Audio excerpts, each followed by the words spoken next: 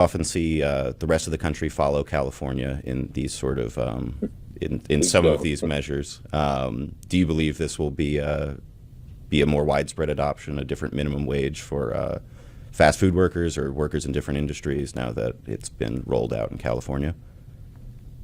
well, if the other corrupt states are smart about it and at least observe for a while what happens, maybe they won't. But you hit on a pretty good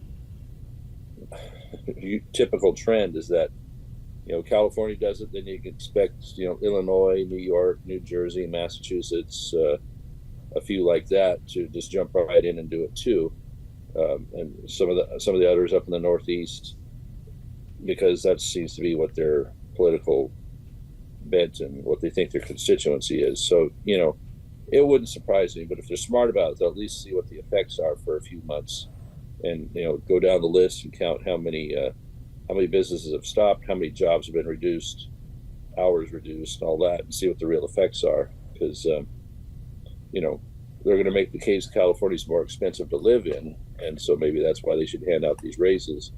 But this is part of what drives California to be the most expensive, is that kind of regulatory attitude on that, and energy and everything else. So I wouldn't be surprised, because especially the Biden administration wants to emulate the difficulty we're having here, the failures we're having here. I mean, California's all focused on benefits for illegal immigrants and still building this dumb high-speed rail project when we should be building water storage, as we contemplate a new year in agriculture in California. And they can't make the promises here in California of the water rights, delivering, somewhere in the Central Valley, there's several districts that are only going to get 30 to 35% of their normal allocation. Mm-hmm.